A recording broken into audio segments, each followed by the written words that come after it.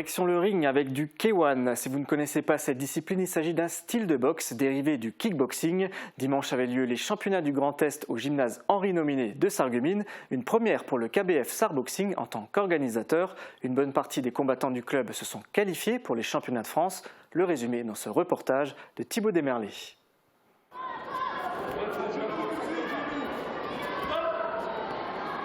Les combats s'enchaînent sur le tatami. Coups de pied, coups de poing, coups de genoux, des attaques possibles dans la discipline du K1. Du kickboxing pratiqué en mode light, ici par les jeunes. C'est la touche qui compte, et non le KO. Nous sommes en plein championnat du Grand Est, dernière étape avant les championnats de France à Paris. Plus de 280 compétiteurs, toutes catégories confondues, sont venus à Sarreguemines pour tenter de se qualifier. Parmi les participants, 11 boxeurs sarregueminois du KBF Sarboxing, dont Livio Aman, qui se voit déjà à la capitale. Ça s'est bien passé, les résultats c'est ce que j'ai voulu, c'est très bien passé. Oui. Le premier j'ai gagné, le deuxième aussi et le troisième aussi. Oui, je suis très content, je pensais vraiment pas. Sur le ring, c'était les matchs en mode plein contact, où le KO est recherché. Nathan a gagné son premier match, mais il n'a pas pu aller à la finale et se qualifier. Oui, quand même déception parce que c'est un boxeur que j'avais déjà affronté, contre lequel j'avais perdu. Donc j'aurais espéré une revanche du coup, ce qui n'a pas été le cas malheureusement pour blessure. Où, du coup j'ai dû déclarer forfait et j'ai pas pu effectuer la finale. Pour le KBF Sarboxing, c'est une grande première. Le club a eu le défi d'organiser le tournoi à domicile. Il a été relevé haut la main avec l'aide de plusieurs bénévoles.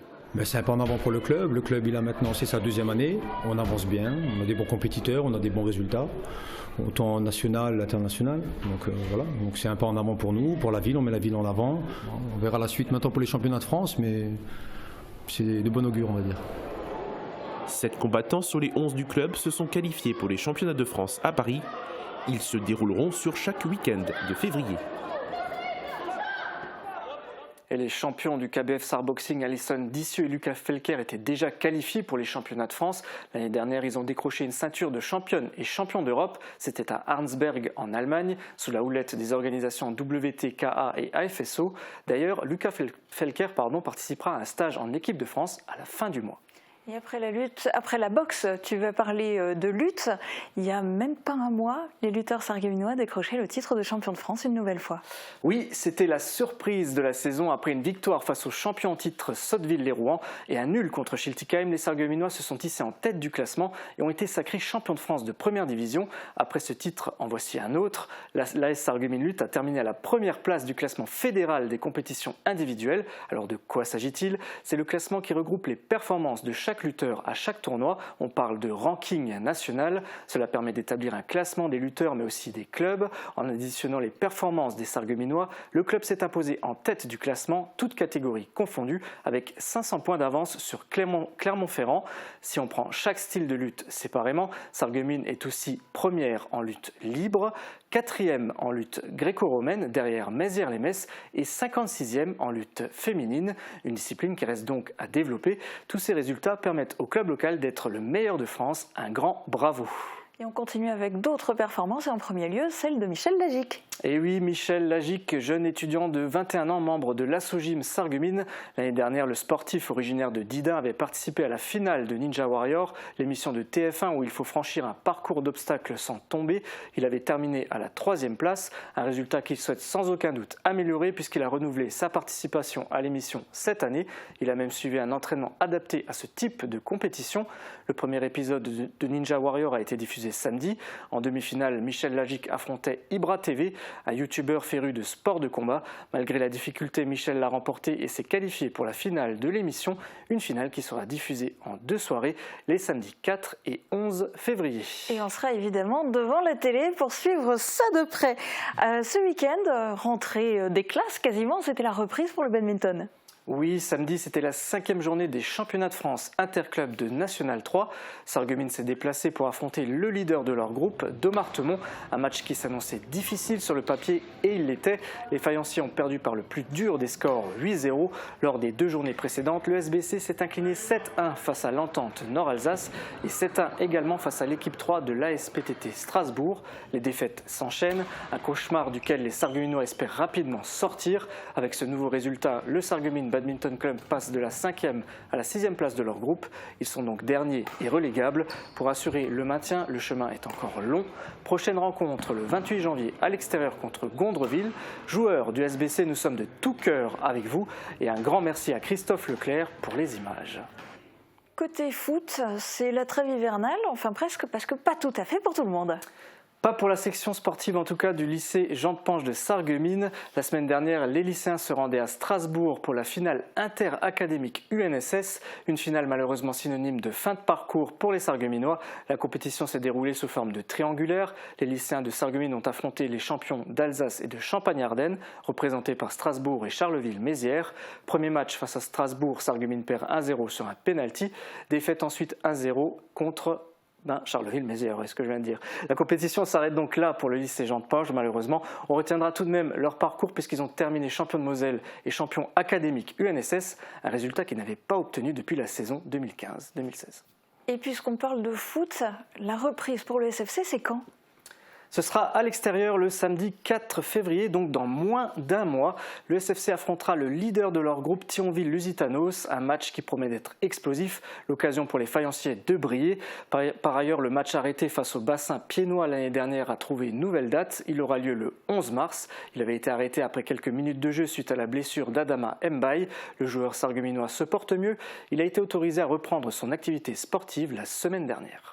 Ça, c'est une très bonne nouvelle. Et puis, il y a un autre sport dont il voulait nous parler. Oui, ce week-end, c'est le début du traditionnel Open Hiver, un tournoi organisé par l'AS Sarreguemines Tennis dans son gymnase avenue de la Blise.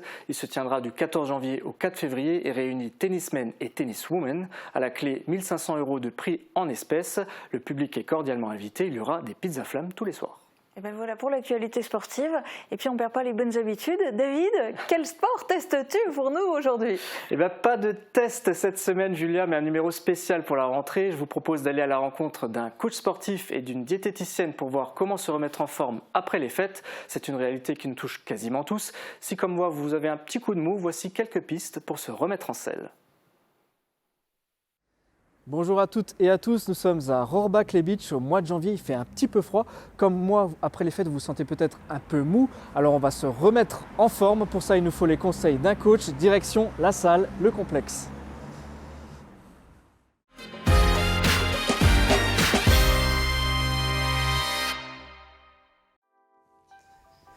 Salut Lénaïque. Salut David. Tu es l'un des coachs sportifs ici au complexe de Rohrbach. Oui, c'est ça. Là, je me sens un petit peu flagada, je reviens des fêtes. Déjà, dans un premier temps, est-ce que tu peux me dire quel est l'impact sur le corps ? Alors bon, c'est vrai que les fêtes, c'est fun, hein, mais c'est généralement une période où les gens vont réduire leur activité physique, voire même arrêter. Et en parallèle, ils vont passer du temps avec leur famille, etc., manger de très bonnes choses. Donc c'est sûr qu'il y a plus cette égalité entre la dépense et ce qu'on consomme, quoi. Donc on va encrasser l'organisme et on va surtout l'habituer à une inactivité, quoi. Donc t'en fais pas, il n'y a rien de grave. J'espère que tu as bien profité parce que je vais m'occuper un peu de tout ça et puis tu verras, tout va bien se passer, quoi. Bah écoute, je vais me changer. Ouais, il n'y a pas de souci, les vestiaires sont juste là-bas et on fait ça. A tout de suite. À tout de suite. Bon bah voilà Lénaïque, je suis prêt, dis-moi par quoi on commence ? Alors c'est simple, on va commencer par un échauffement pour préparer l'organisme à ce qui va venir, hein. Ça va permettre vraiment une sollicitation au niveau du haut et du bas du corps, hein, okay. Surtout permettre une augmentation du rythme cardiaque, de réchauffer l'organisme. Et puis voilà, hein. Ok, on s'y met ? Allez, c'est parti. Ouais, super. Comment on sait quand on est bien chaud Lénaïque ? Alors bon, ça va différer d'une personne à une autre, mais généralement on a une légère sudation, hein, commence à arriver. Tu te sens un peu halté, hein, c'est-à-dire que ton souffle commence à augmenter, hein, et voilà, t'as plus de mal à respirer, on va dire, hein, okay, hein, et tu sens ton petit cœur qui bat la chamade dans ta poitrine. Écoute, je sens que ça travaille. Ça travaille. Ok, bon, on va arrêter là et on va passer à autre chose, hein, ok ? Ça marche. Bon bah Lénaïque, machine suivante, qu'est-ce que c'est ? Alors cette machine, c'est une machine à squat assisté, hein, c'est-à-dire c'est une machine qui va te permettre de faire des squats en rajoutant en plus une résistance supplémentaire, hein. en plus de ton poids de corps. Pourquoi je commence par cette machine? Parce que c'est la machine qui va te demander le plus d'énergie à ton organisme. Okay, elle va travailler sur tes jambes, des grosses masses musculaires. Tu vas pouvoir mettre un maximum de charge, un maximum le plus possible, et donc brûler le plus de calories possible. Donc super pour une remise en forme, quoi. Là, c'est parti. Ça va le faire? On y va. Super. Regarde toujours bien droit devant toi.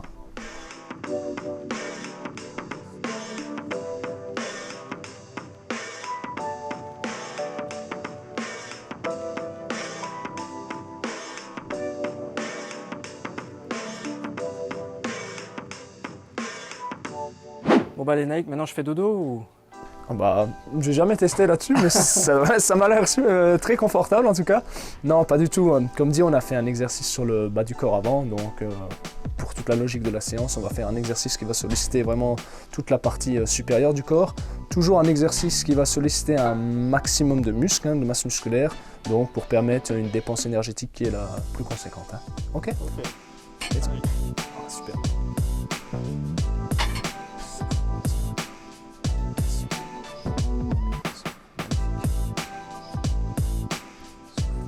C'est combien de kilos là? T'es à 400 et quelques? Non, je déconne. On est à 9 kilos là. 9 kilos où on a aussi en livres, c'est à peu près le double, 20 livres. Moi, c'est mine de rien, quand on n'a pas l'habitude de faire ce genre de mouvements, etc. C'est vrai que c'est des mouvements qu'on en fait dans la vie de tous les jours. On n'a pas tendance à pousser vers le haut comme ça. Donc, comme dit, comme on parlait avant, la musculation, c'est vraiment faire des exercices et spécifier des muscles en question. Donc, tu ressens vite la fatigue qui se crée au niveau musculaire. Mais dis-moi, l'objectif de tout ce qu'on fait, c'est pas non plus d'atteindre ta carrure parce que là ça serait compliqué, mais qu'est-ce que ça apporte? Ça apporte, comme je l'ai dit, on est vraiment sur des exercices qui vont mobiliser un maximum d'articulation, un maximum de masse musculaire et des grosses masses musculaires.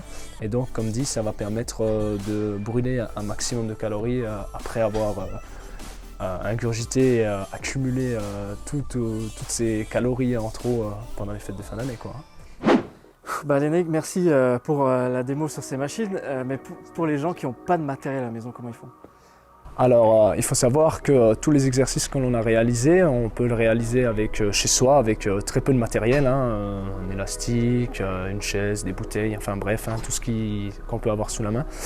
Ou carrément même avec le poids de son corps. Par exemple, les squats qu'on a réalisés avant sur machine, on peut très bien faire des squats au poids de corps.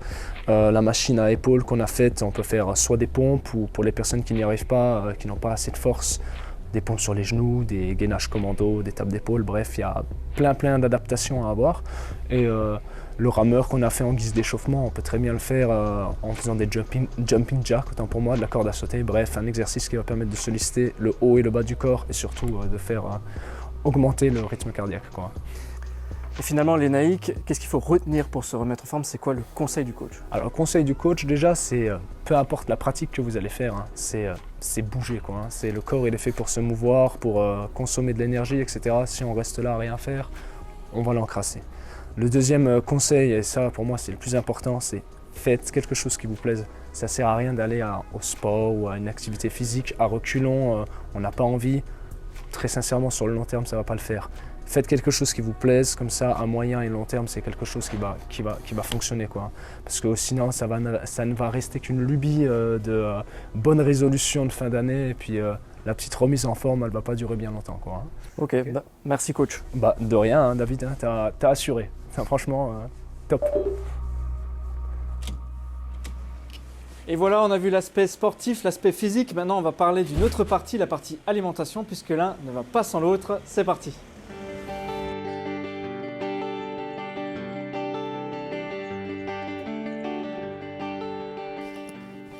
Et voilà, nous sommes à Bettevillers, je suis chez Tiffany Wolf qui est diététicienne, on va aller la rencontrer.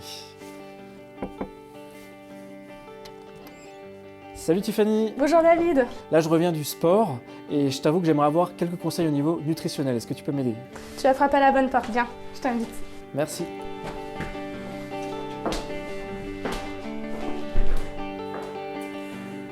Tiffany, donc là on est dans ta cuisine? Exact, donc c'est ma cuisine où j'anime des ateliers cuisine avec mes patients. Ok, je vois que tu as préparé des petits plats, c'est très sympa, on va en parler tout à l'heure. Dans un premier temps, est-ce que déjà tu peux me dire qu'est-ce qu'il faut faire, ne pas faire au niveau nutritionnel quand on revient justement de la salle de sport, on a tendance à vouloir tout de suite se goinfrer? Alors, il n'y a pas forcément de choses à faire ou ne pas faire, c'est un peu propre à chacun et c'est le but d'un rééquilibrage alimentaire. L'équilibre alimentaire est propre à chacun. Donc après, la diététique n'est pas une science exacte non plus, donc il n'y a pas vraiment de spécificité à suivre. La règle globale, c'est de bien manger à table, de ne bannir aucun groupe d'aliments et éventuellement prendre des collations en rentrant du sport si vraiment on a faim ou en milieu d'après-midi éventuellement. Donc on peut être gourmand tout en mangeant correctement. C'est le but. Moi, je suis très gourmande. J'aime manger, je suis épicurienne, j'aime manger. Je ne me permettrai pas d'interdire à quelqu'un. À l'inverse, le but d'un diététicien, c'est justement d'apprendre aux gens à bien manger, à manger de manière équilibrée, en gardant le plaisir de manger. C'est le plaisir le plus simple de la vie, en gardant le côté gourmand. Et j'espère vous le montrer tout à l'heure avec mes recettes. Donc on oublie tout ce qui est régime. Alors un régime, c'est forcément par définition plus ou moins voué à l'échec. Par définition, un régime, c'est une alimentation dans laquelle on fait une éviction d'un aliment. Dans un rééquilibrage alimentaire, il n'y a rien qu'on évite. On a le droit de tout manger. Il faut savoir qu'aucun aliment n'est mauvais pour la santé, aucun aliment ne fait vraiment grossir, c'est toujours les excès. Il y a des aliments qu'on va pouvoir manger en plus grande quantité que d'autres, mais c'est hyper important de bien comprendre qu'on peut tout manger. Dans un régime, on enlève et c'est quelque chose qui forcément mène à l'échec par le biais de la frustration, par le biais de l'impact qu'on peut avoir sur notre organisme aussi. Là, on revient de la période de fête. Quel impact sur le corps quand on a bien mangé comme ça à des repas de Noël ou... Alors sur les repas de Noël, ce qu'on va avoir, c'est souvent des repas déjà très longs, des repas un peu gargantuesques, des repas un petit peu compliqués à digérer. Donc souvent au niveau de l'organisme, on va retrouver un état de fatigue. Le corps est en digestion pratiquement une bonne partie de la journée, donc souvent les gens se sentent un petit peu fatigués. Après, en soi, on ne va pas non plus, Noël c'est sur un certain nombre de jours sur le mois, on ne va pas non plus gâcher tout son mois ou toute son année parce qu'on a mangé correctement. Alors justement, tu nous as préparé des petits plats, c'est très gentil à toi d'ailleurs. Est-ce que tu peux nous les présenter un peu? Exact. Alors ça, j'ai préparé des petits plats. Alors le but aujourd'hui, c'était de vous montrer qu'on pouvait allier plaisir, gourmandise et surtout aussi budgétairement, parce que sur les fêtes de fin d'année, il faut aussi inclure sur le début d'année un budget qui est un petit peu plus restreint pour la majorité des Français. Donc aujourd'hui, le premier plat que j'ai fait, c'est des œufs cocottes. Donc c'est simplement un plat qu'on prépare en, on va dire 10 minutes montre en main. On fait revenir des champignons, poireaux, on met des œufs, on met au four, voilà, tout simplement avec du type, une petite salade, rien de très compliqué, mais qui reste très gourmand et qui peut être parfum pour un repas du soir, par exemple. Donc ça peut être une entrée ou un plat? On peut très bien le manger en entrée, effectivement. À ce moment-là, on le fera juste avec un œuf. On peut le faire en version plat et on l'accommode un petit peu plus autour. Ok. Et à côté, un dessert? À un côté, ça peut être un dessert, c'est souvent un goûter que j'ai tendance aussi à conseiller à mes patients parce que c'est un goûter qui reste très gourmand. On est sur une poire qui est cuite alors qu'on a poché dans du thé avec de la cannelle pour rappeler un petit peu quand même encore Noël parce que souvent sur le début d'année on est un petit peu morose, avec du chocolat puisque c'est quelque chose qui reste très gourmand avec quelques amandes effilées, un petit peu de coco histoire de faire joli, tout simplement. Ok, écoute, il y a encore un autre plat qui m'a pas échappé quand on est entré dans la cuisine. Moi, je vois quelque chose qui est dans le four. Qu'est-ce que c'est? Alors, je vais le sortir si tu veux. On va le regarder ensemble. Alors, ça... Hop là. Donc, on est sur un gratin, tout simplement. Alors, pourquoi j'ai décidé aujourd'hui de faire ce gratin? Pour plusieurs raisons. Parce que c'est un plat très rapide et c'est souvent un plat aussi où on va pouvoir manger les restes, les choses qu'on aime bien manger. Qu'est-ce que tu aimes manger en hiver? Bon, j'avoue que ce que je vois me plaît bien. Un fromage raclette, oui. C'est ça. Donc en fait, c'est un petit peu accommoder les restes de la raclette aussi, puisqu'on y retrouve les pommes de terre, on y trouve du jambon, on y trouve du fromage à raclette, on trouve plein de choses qui font sympa. Juste en version plus diététique, en y intégrant quelques légumes comme des poireaux, des carottes, on aurait pu y mettre des brocolis, on aurait pu mettre un petit peu tout ce qui reste un petit peu dans notre fond de frigo, tout simplement. Et donc ça fait partie d'un plat qui est bien rassasiant, parce que quand on mange ça, on est bien calé, qui n'est pas budgétairement très élevé, qui permet d'utiliser des restes et qui est assez facile à faire aussi, puisque bien évidemment quand on rentre du travail en fin de journée, on n'a pas non plus envie de passer 1h30 en cuisine. Et c'est aussi important de bien rappeler que manger diététique ne veut pas forcément dire passer 2 heures en cuisine, largement pas. Ok, bah écoute, je te remercie de nous avoir présenté ces petits plats. Peut-être que les gens qui nous regardent ont envie de savoir comment les faire. Alors justement, Tiffany a une page Facebook sur laquelle elle explique toutes les recettes et vous pouvez donc les retrouver sur Internet. Bah, Tiffany, je te remercie pour tout ça. Au final, j'ai envie de te dire qu'est-ce qu'il faut qu'on retienne pour se remettre en forme après les fêtes. C'est quoi le conseil d'or à suivre?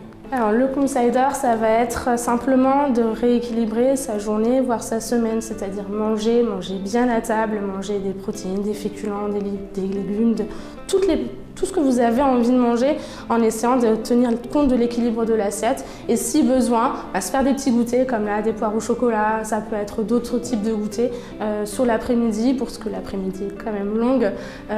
Et du coup, ça permet de pouvoir tenir jusqu'au précédent repas en gardant un petit peu un côté gourmand également. Bah écoute, je te remercie. Je t'en prie, avec plaisir. Voilà, en espérant que ce qu'on vous a montré aujourd'hui vous donne quelques pistes pour vous remettre en forme. Il existe bien sûr plein de moyens différents de le faire. En tout cas, moi je vous souhaite encore une très belle année 2023 et je vous dis à la semaine prochaine.